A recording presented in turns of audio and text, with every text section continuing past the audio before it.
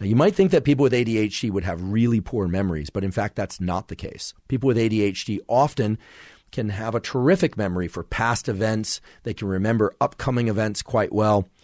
Their memory is clearly working. However, one aspect of memory in particular that we call working memory is often disrupted.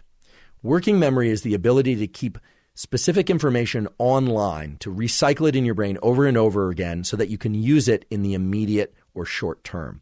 A good example of this would be you meet somebody, they tell you their name, they give you their phone number verbally, and you have to walk back to your phone and enter it into your phone.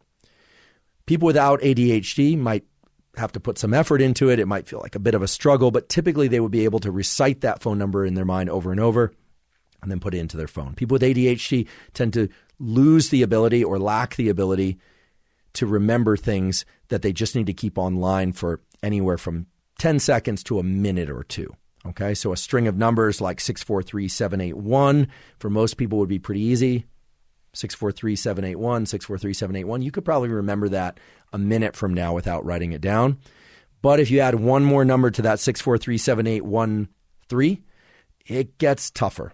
Okay, so there's a reason why phone numbers typically have 7 digits in them. Of course, there's an area code, but remembering information that strings out longer than 7 numbers or a sentence or two, that's challenging for most people. People with ADHD have severe challenges even with much smaller batches of information over even much smaller batches of time.